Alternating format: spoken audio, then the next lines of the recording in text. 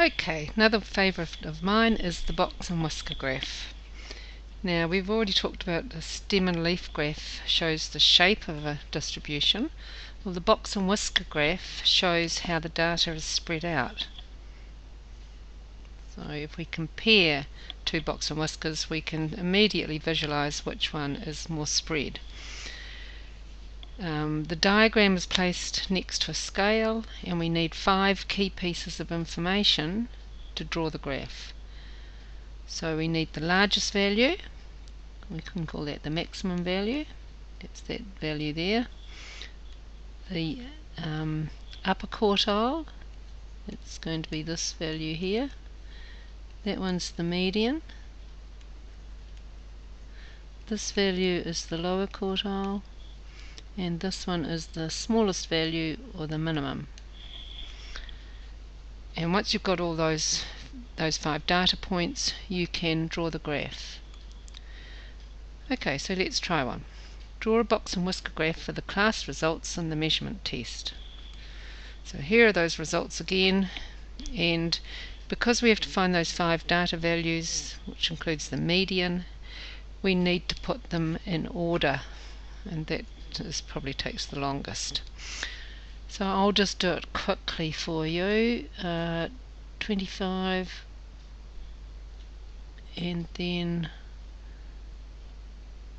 42 is the next one. There it is there, and cross them off as you go, but I'll just list them quickly here. The next one's 49, 50, 53, 54, 57, 58, 59, 61, 62, 63, 64, 65, 68, 72, 75, 79, 84, and 85. And we have got 20 altogether, 20 data values. So always check you've got the same number. Okay, we need to find the middle. So if we add 1 to 20, we get 21. So it's going to be 2 data values. If we divide that by 2, it's going to be, it's 10.5, so it's going to be between the 10th and the 11th. So let's count. 1, 2, 3, 4, 5, 6, 7, 8, 9. Between those two is our median. So what's halfway between 61 and 62? It's going to be 61.5. Now we need to get a scale onto our graph. Now we're starting to plot points, and so let's just start at 0, so this will be 10%. These are all percentages. 10, 20, 30, 40, 50, 60, 70, 80, 90, and 100. Okay, so we've got our median. Put an M there. Now we can put our max and min in. Our max is 85. So we're just going to draw it along here, halfway between 80 and 90. We'll just put a dot. Sometimes you see a line for the max and the min. 25, halfway between those two. Now try and keep them on the same line. That's our max and min. And our median, 61.5, that here, that's going to be a line. It doesn't matter how long the line is, but you don't want it just a nice length. And the upper quartile and the lower quartile are going to be the same length line. So we're going to make the box bit from those data values. But now we need to find the median. Now because the upper quartile and the lower quartile, because the median isn't one of the data values, we have to find the middle of those 10 data values. So once again it's going to be in the middle, and it's between these two, 68 and 72. So halfway between there is 70, and that is our upper quartile.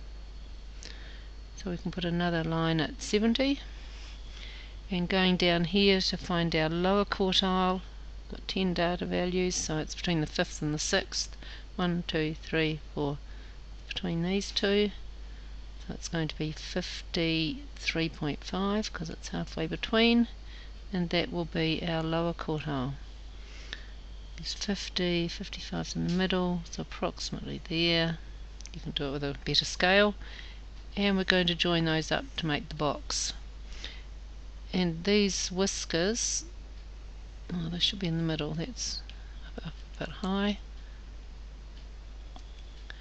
and you do it with a nice ruler. So that makes our box and our whiskers. Okay, so the longer the box, the more spread out, because that actually is our interquartile range as well, because that's our upper quartile and that's our lower quartile. So remember, the upper quartile minus the lower quartile is the interquartile range. So the longer that box is, the bigger the range. Now, a quarter of the class are in between here and the lower quartile. So there's a quarter in each of these parts of the graph. So what does the graph tell you about the marks in the class? Well, we know that the top mark is 85%. The bottom mark is 25%. The interquartile range, which is IQR, it's going to be 70 take away 53.5. The upper quartile minus the lower quartile, and that's 16.5%. Now we can say, because there's a quarter in each in here, we can say half the class has marks between 53.5% and 70%. So say quite a few things when we have a box and whisker graph. And look, quarter of the class is in here. Quarter of the class has marks between 70% and 85%. Because the way you've designed it, there's a quarter in each of these categories. Or you could say 3/4 of the class is between here and here. So lots of things to say about box and whiskers, and even more to say when you've got two side by side and you can compare them. But that's for later. Okay, you can go to page 20 and page 21 in your booklet and do the questions in there. Well done.